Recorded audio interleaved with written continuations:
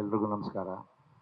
ವೇದಿಕೆ ಮೇಲಿರ್ತಕ್ಕಂಥ ಹಿರಿಯ ನ್ಯಾಯಾಧೀಶರು Santosh Hegde sir, Devaraj sir, Upendra sir, Ganesh sir, ನಮ್ಮ ಫ್ಯಾಮಿಲಿಯವರಾದ ಪ್ರಿಯಾಂಕಾ ಮೇಡಮ್, ಕಲ್ಯಾಣ್ ಅವರೇ ಹಾಗೂ ನಮ್ಮ ಸ್ನೇಹಿತರು ಗುರುದತ್ ಅವರೇ, ಎಲ್ರಿಗೂ ನನ್ನ ನಮಸ್ಕಾರಗಳು. ಶಿಸ್ತಂದರೆ ವಿಷ್ಣು ಸಾರ್ ಅಂದರೆ ಶಿಸ್ತು. ಆ ಶಿಸ್ತಿನ ಅಭಿಮಾನಿಗಳ ಸಿಪಾಯಿಗಳು ನೀವು, ನಿಮಗೆ ನನ್ನ ನಮಸ್ಕಾರಗಳು. ಈ ಸಮಯ ಯಾಕೆ ಕಳೆದಿದೆ ಅಂದರೆ ನಿಜವಾಗ್ಲೂ ನೆನೆಸ್ಕೊಂಡ್ರೆ ಭಾಳ ದುಃಖನೂ ಆಗುತ್ತೆ, ಭಾಳ ಕಷ್ಟ ಆಗುತ್ತೆ. ಸಿನಿಮಾ ಆಗಿ 25 ವರ್ಷ ಆಯಿತು. ಹಾಗೆ ಅವ್ರನ್ನ ದೈಹಿಕವಾಗಿ ಇದರಿಂದ ಹೋಗಿರೋದು 15 ವರ್ಷ ಆಗ್ತಾ ಬರ್ತಾ ಇದೆ. ಅವರು ಯಾವಾಗಲೂ ಸದಾ ನಮ್ಮಲ್ಲಿ ಇರ್ತಾರೆ ಅಂತ ಅವ್ರ ವಿಷಯವನ್ನು ಮಾತಾಡಬೇಕು ಅಂದಾಗ ಎಮೋಷ್ನಲ್ ಆಗಿಬಿಡ್ತೀವಿ. ಈಗ ಪ್ರಿಯಾಂಕಾ ಮೇಡಮ್ ಅದನ್ನೇ ಹೇಳ್ತಾರೆ, ತುಂಬ ಎಮೋಷ್ನಲ್ ಆಗಿಬಿಟ್ಟಿದ್ದೀನಿ ಅಂತ. ಎಮೋಷ್ನಲ್ ಆದಾಗ ಏನು ಮಾತಾಡಬೇಕು ಅನ್ನೋದೇ ಗೊತ್ತಾಗೋದಿಲ್ಲ ನಮಗೆ. ಯಾಕಂದರೆ ಅವರು ಶಿಸ್ತನ್ನು ನೋಡಿ ಕಲಿತಂಥವ್ರುಗಳಲ್ಲಿ ಅನೇಕರು ಇದ್ದಾರೆ. ಅದರಲ್ಲಿ ಈಗ ನಾನು ಹೇಳಿದೆ, ಈಗ ನಾನು ಇವರೆಲ್ಲರ ಜೊತೆನೂ ಕೆಲಸ ಮಾಡಿದ್ದೀನಿ. ಇವರೆಲ್ಲರೂ ಶಿಸ್ತಿನಲ್ಲಿ ಇರ್ತಕ್ಕಂಥವ್ರು, ನಮ್ಮ ಜೊತೆ ಇರ್ತಕ್ಕಂಥವ್ರು ಎಲ್ಲ. ಉಪೇಂದ್ರ ಅವರಾಗಿರ್ಬೋದು, ಗಣೇಶರಾಗಿರ್ಬೋದು, ದೇವರಾಜರಾಗಿರ್ಬೋದು ಎಲ್ಲ. ಪ್ರಿಯಾಂಕಾ ಮೇಡಮ್ ಅವ್ರದ್ದು ಹೇಳೋಕ್ಕೆ ಇಷ್ಟಪಡ್ತೀನಿ. ಈ ಸಿನಿಮಾ ನಾವು ಮಾಡುವಾಗ ಊಟಿನಲ್ಲಿ ಸಿನಿಮಾ ಸಾಂಗ್ ಮಾಡ್ತಾಯಿದ್ವಿ. ಕಾವೇರಿಗೆ ಕಾಲುಂಗರ ತೊಡಸಿ ಎಲ್ಲ ಅಂತ ಸಾಂಗನ್ನು ನೀವು ಕೇಳಿದ್ರು. ಅದನ್ನು ಕಲ್ಯಾಣ್ ಅವ್ರು ಹಾಡು ಬರ್ತಿರ್ತಕ್ಕಂಥದ್ದು. ಅದನ್ನು ಅಲ್ಲಿ ಒಂದು ಈ ರೈನ್ ಎಫೆಕ್ಟ್ ಅದೊಂದು ಸೀನ್ ಇತ್ತು. ಸೀನಲ್ಲಿ ಮಾಡುವಾಗ ಅಲ್ಲಿ ಊಟಿ ಅಂದರೆ ಗೊತ್ತಿರುತ್ತೆ ನಿಮಗೆ, ಭಾಳ ಚಳಿ, ನಿಯರ್ ಟು ದಿ -ಡಿಗ್ರಿ ಅಂತ ಬರ್ತದೆ. ಇದನ್ನಲ್ಲಿ ನೈಟ್ ಶೂಟಿಂಗ್ ಮಾಡ್ತಾಯಿದ್ದೀವಿ. ನೈಟ್ ಶೂಟಿಂಗ್ ಮಾಡ್ತಾಯಿದ್ದಾಗ ಟ್ಯಾಂಕರ್ ತರಿಸಿ ಟ್ಯಾಂಕರಿಂದ ನೀರು ಹಾಕಿ ಇದು ಮಾಡಿದಾಗ ತುಂಬ ಚಳಿ ತಡೆಯೋಕ್ಕಾಗ್ತಾ ಇರಲಿಲ್ಲ. ಆ ಚಳಿನಲ್ಲಿ ಹಾಕಿದ್ರು. ಅದಾದ ನಂತರ ಆ ಚಳಿನಲ್ಲೇ ಅವರು ಆ್ಯಕ್ಟ್ ಮಾಡಿದ್ರು. ಅದಾದಮೇಲೆ ಏನಾಗೋಯ್ತು ಅಂದರೆ, ಈ ನಮ್ಮ ಪ್ರೊಡಕ್ಷನಲ್ಲಿದ್ದವರು, ಅವ್ರ ಜೊತೆಗಿದ್ದವ್ರು ಏನು ಮಾಡಿದ್ರು, ಅವರು ತಣ್ಣೀರಲ್ಲಿ ಆ್ಯಕ್ಟ್ ಮಾಡಿದ ತಕ್ಷಣ, ಆಚೆ ಬಂದ ತಕ್ಷಣ ಇಮಿಡಿಯೇಟಾಗಿ ಏನು ಮಾಡಿದ್ರು, ಚಳಿ ಆಗ್ತಾ ಇದೆಯಲ್ಲ ಅಂತಂದ್ಬಿಟ್ಟು ಬಿಸಿನೀರು ಮೈ ಮೇಲೆ ಹಾಕ್ಬಿಟ್ರು. ಬಿಸಿ ನೀರಾಗುತ್ತೆ ಅಂದ ತಕ್ಷಣ ಅದು ಯಾವಾಗಲೂ ಆ ಥರ ಹಾಕಬಾರ್ದು. ಇಮಿಡಿಯೇಟಾಗಿ ಬಿಸಿನೀರನ್ನು ಹಾಕ್ಬಾರ್ದು. ತಣ್ಣೀರಲ್ಲಿ ಬಂದ ತಕ್ಷಣ ಬಿಸಿನೀರು ಆದಾಗ ಅಲ್ಲಿ ಭಾಳ ಎಫೆಕ್ಟ್ ಆಯಿತು. ಅಂಥ ಚಳಿನಲ್ಲೂ ಅಂಥ ನಡುಗ್ತಾ ಇದ್ರೂ ಅವಾಗ ಅವ್ರಿಗೆ ಮೈ ಹುಷಾರಿಲ್ದಂಗೆ ಆಯಿತು. ಇಮಿಡಿಯೇಟಾಗಿ ಹಾಸ್ಪಿಟ್ಲಿಗೆ ಕರ್ಕೊಂಡೋಗಿ ಅವ್ರನ್ನ ಕರ್ಕೊಂಬಂದಾಗ ವಿಷ್ಣು ಸಾರು ನಾವೆಲ್ಲ ಓಡೋಗಿ ತಿರ್ಗಾ ಟ್ರೀಟ್ಮೆಂಟ್ ಕೊಡಿಸಿ, ಮಾನ್ಯ ದಿವಸ ಬೇಡ ಡ್ಯಾನ್ಸ್ ಮಾಸ್ಟರ್ಗೆ ಹೇಳಿ, ಅವಾಗ ತಿರ್ಗಾ ನಾಳೆ ಸೀನ್ ಇತ್ತು, ಸಾಂಗ್ ಇತ್ತು, ಬೇಡ ನಾಳೆ ಬೇಡ ಮೇಡಮ್ ಅಂದರೆ ನೀವು ನಂಬೋದಿಲ್ಲ, ಹಠ ಮಾಡಿ ತಿರ್ಗಾ ಅವ್ರು ಬಂದರು. ಅವ್ರ ತಾಯಿಯವರು ಅದೇನೋ ಬೆಂಗಾಲಿನಲ್ಲಿ ಹೇಳ್ತಾಯಿದ್ರು.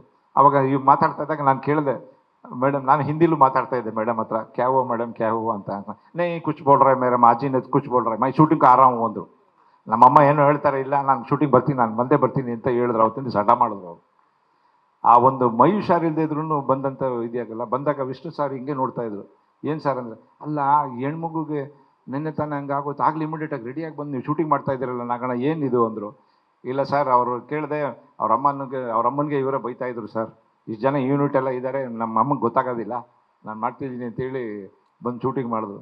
ಇವೆಲ್ಲ ಒಂದು ನೆನಪುಗಳು. ಅವತ್ತಿನ ದಿವಸ ವಿಷ್ಣು ಸಾರು ಬೇಡ ಪ್ಯಾಕಪ್ ಮಾಡಿಬಿಟ್ರೆ ಹೆಂಗೆ ಬಂದರು. ಇಲ್ಲ ಸರ್, ಅವರು ಮೇಡಮ್ ಅಂತ ಇವರು ಹೇಳಿದ, ನೈ ಮೈ ಕರುಂಗ ಸರ್ ಅಂತ ಹೇಳಿ ವಿಷ್ಣು ಸಾರ್ ಹತ್ರ ಹೇಳಿ ಸೀನನ್ನು ಮಾಡಿದೆ.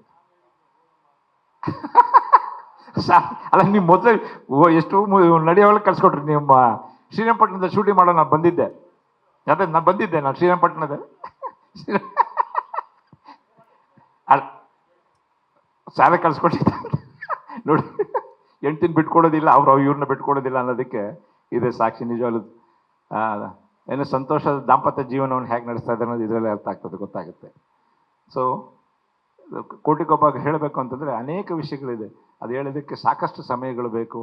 ಅದು ಹೇಳಿದ್ರೆ ಒಂದು ದಿನ ಅಲ್ಲ, 2 ದಿವಸನೂ ಆ ಸಿನಿಮಾ ಬಗ್ಗೆ ಮಾತಾಡ್ತಕ್ಕಂಥದ್ದು ಇರ್ತದೆ. ಒಂದೇ ಒಂದು ಹೇಳೋಕ್ಕೆ ಇಷ್ಟಪಡ್ತೀನಿ. ಕೋಟಿಗೊಬ್ಬ ಸಿನಿಮಾ ಮಾಡಬೇಕು ಅಂದಾಗ ಈಗಾಗಲೇ ಹೇಳಿದ್ರು ಬಾಬು ಅವರು, ಭಾಷಾ ಅಂತ ಸಿನಿಮಾ ಮಾಡ್ತೀನಿ ಅಂತ. ನನಗೆ ಸುಮಾರು ಜನ ಬಂದು ಕೇಳೋರು, ಏನು ರೀ ಭಾಷಾ ಸಿನಿಮಾ ಮಾಡ್ತಿದ್ದೀರಾ ಅಂದ್ರೆ ಅಂತ ಹೇಳಿದ್ರೆ ನಾನೇನು ರಿಪ್ಲೈ ಮಾಡ್ತಾ ಇರಲಿಲ್ಲ. ಅದೇನು ರೀ ಭಾಷಾ ಸಿನಿಮಾ ಮಾಡೋಕ್ಕಾಗುತ್ತೇನು ರೀ, ನೀವೆಲ್ಲ ಹೆಂಗ್ರಿ ಮಾಡ್ತೀರಾ ನೀವು ಅನ್ನೋರು. ಆವಾಗ ನಾನು ಯೋಚನೆ ಮಾಡಿ ಹೇಳ್ತಿದ್ದೆ, ಏನು ಮಾತಾಡೋದಲ್ಲ ಹೇಳ್ರಿ ಅಂದರು. ನಾನಂದೆ, ಇಲ್ಲ ಸರ್, ನಾನು ಕೋಟಿಗೊಬ್ಬ ಅನ್ನೋ ಸಿನಿಮಾ ಮಾಡ್ತಾಯಿದ್ದೀನಿ ಸರ್ ಅಂದೆ. ನಾವು ಕೋಟಿಗೊಬ್ಬ ಸಿನಿಮಾ ಮಾಡ್ತಾಯಿದ್ದೀವಿ ಅಂತ. ಅದು ಆ ಸಿನಿಮಾ ಆಗಿದ್ದು ಒಂದು ಇತಿಹಾಸ ಅಂತ ಈಗಾಗಲೇ ಬಾಬು ಅವರು ಹೇಳಿದ್ದಾರೆ. 51 ದಿವಸದಲ್ಲಿ ಸಿನಿಮಾವನ್ನು ಮಾಡಿದ್ವಿ ನಾವು. 51 ಡೇಸಲ್ಲಿ ಸಿನಿಮಾವನ್ನು ಮುಗಿಸಿದ್ವಿ ನಾವು. 114ನೇ ದಿವಸದಲ್ಲಿ ಸಿನಿಮಾ ರಿಲೀಸ್ ಮಾಡಿದ್ದೀವಿ. ಇದರಲ್ಲಿ ಒಂದು ಎಕನಾಮಿಕ್ಸ್ ಕೂಡ ಇದೆ, ಇದರಲ್ಲಿ ಒಂದು ಸೀಕ್ರೆಟ್ ಇದೆ ಎಕನಾಮಿಕ್ಸ್. ಏನಂತಂದರೆ ನಾವು ಫೈನಾನ್ಸ್ ತೊಗೊಂಡ್ರೆ 4 ತಿಂಗಳಲ್ಲಿ ಫೈನಾನ್ಸ್ಗೆ ನಾವು ದುಡ್ಡನ್ನು ಕೊಡಬೇಕು, 120 ದಿವಸದಲ್ಲಿ ಕೊಡಬೇಕು. ಸೊ ಒಂದು ದಿವಸ ಹೆಚ್ಚಾದರೂ ತಿರ್ಗಿ ಬಡ್ಡಿ ಮುಂದಕ್ಕೆ ಹೋಗ್ತದೆ. ಇವೆಲ್ಲ ಎಕನಾಮಿಕ್ಸ್ ಕೂಡ ಮನೆಯಲ್ಲಿ ಎಲ್ರಿಗೂ ಇದ್ದಿದ್ದಂಥದ್ದು. ಬಟ್ ಆದರೆ ಆ ಶಿಸ್ತು ಅಂತ ಹೇಳಿದ್ನಲ್ಲ, ಆ ಶಿಸ್ತಿನಲ್ಲಿ ನಾವು 51 ದಿವಸದಲ್ಲಿ ಸಿನಿಮಾವನ್ನು ಮುಗಿಸಿದ್ವಿ. 114ನೇ ದಿವಸಕ್ಕೆ ಸಿನಿಮಾವನ್ನು ರಿಲೀಸ್ ಮಾಡಿದ್ವಿ. 114ನೇ ದಿವಸ ರಿಲೀಸ್ ಆದಮೇಲೆ ಆ ಸಿನಿಮಾ 100 ದಿವಸ ಹೆಂಗೋಯ್ತು ಅನ್ನೋದು ನಿಮಗೆ ಎಲ್ಲ ಗೊತ್ತಿದೆ. ನೀವೆಲ್ಲ ಯಾವ ರೀತಿ ನೀವೆಲ್ಲ ಅದನ್ನು ಇಟ್ಕೊಂಡು ಮೆರವಣಿಗೆ ಮಾಡಿದಂಥ ಚಿತ್ರ ಕೋಟಿಗೊಬ್ಬ. ನಮ್ಮ ಭಾರತಿ ಮೇಡಮ್ ಅವರು ಹೇಳಿದಾಗೆ ಕೋಟಿಗೊಬ್ಬ ಆಗೋದಕ್ಕೆ ಕಾರಣಕರ್ತರು ನೀವು ಅಂತ ಆಗಲು ಈಗಾಗಲೇ ಅನ್ನೋದು ಸತ್ಯ ಅನ್ನೋದು ಇದೆ. ನೀವೆಲ್ಲ ಅಭಿಮಾನಿ ದೇವರುಗಳು ಅಂತ ಹೇಳ್ತಾರಲ್ಲ, ಅದರಿಂದ ಶಿಸ್ತಿನ ಸಿಪಾಯಿಗಳು ನೀವು. ಈ ಚಿತ್ರದ ಸಕ್ಸಸ್ಗೆ ಕಾರಣಕರ್ತರಾದರು ನೀವು. ಈಗ ಮತ್ತೊಮ್ಮೆ ಮಗದೊಮ್ಮೆ ಬಾಬು ಅವರು ಆ ಸಿನಿಮಾವನ್ನು, ಬಾಬು ಅವರು ವೆಂಕಟೇಶ್ ಅವರು ಎಲ್ಲ ಸೇರಿ ಈಗ ಆ ಸಿನಿಮಾವನ್ನು ರಿಲೀಸ್ ಮಾಡ್ತಾರೆ. ರಿಲೀಸ್ ಮಾಡಿದ್ರೆ ನೀವು ನೋಡಿ ತಿರ್ಗಿ ಅದೇ ಯಶಸ್ಸನ್ನು ಬರುತ್ತೆ ಅಂತ ನಾನು ನಂಬ್ಕೊಂಡಿದ್ದೀನಿ. ಈಗಾಗಲೇ ಸಾಕಷ್ಟು ಸಮಯ ಆಗಿದೆ, ಈಗೆಲ್ಲರೂ ಮಾತಾಡೋರಿದ್ದಾರೆ. ನಾವು ಆಮೇಲೆ ಒಂದೇ ಒಂದು ಸಣ್ಣ ವಿಷಯ ಹೇಳ್ಬಿಡ್ತೀನಿ. ಮೊದಲನೇ ನಮ್ಮ ಬಾಬು ಅವ್ರು ಸೀಕ್ರೆಟ್ ಬಿಟ್ಕೊಟ್ಬಿಟ್ರು. ನಾನು ಸೀಕ್ರೆಟ್ನ ಬಿಡಬಾರ್ದು ಅಂತಿದ್ದೆ.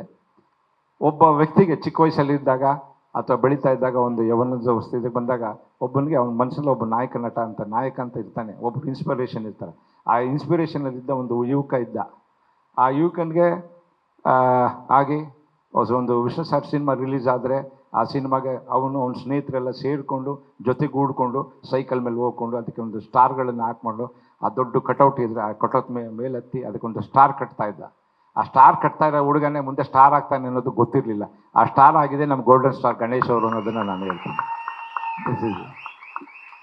ಇದನ್ನು ರೂಪ ಚಿತ್ರಮಂದಿರ ಅಂತ ನೆಲಮಂಗಲದಲ್ಲಿ ಇವಾಗೆಲ್ಲ ಅದನ್ನು ಭಾಳ ಇಂಪ್ರೂವ್ ಮಾಡಿದ್ದಾರೆ. ಆ ಥಿಯೇಟ್ರ್ನಲ್ಲಿ ಇದ್ದು ಬೆಳೆದಂಥ ಹುಡುಗ ವಿಷ್ಣು ಸರ್ ಜೊತೆಗೆ ಅವರು ಶಿಸ್ತನ್ನು ಅವರು ಕಲ್ತಿದ್ದಾರೆ ಅನ್ನೋದಕ್ಕೆ ಸಾಕ್ಷಿ ಇದೆ ಅಂತ ಹೇಳ್ತೀನಿ ನಾನು. ಸೊ ಅದರಿಂದ ಈ 2 ಮಾತನ್ನು ಹೇಳಿ ನಾನು ನನ್ನ ಮಾತನ್ನು ಮುಗಿಸ್ತೀನಿ. ಎಲ್ರಿಗೂ ನಮಸ್ಕಾರ. Thank you so much.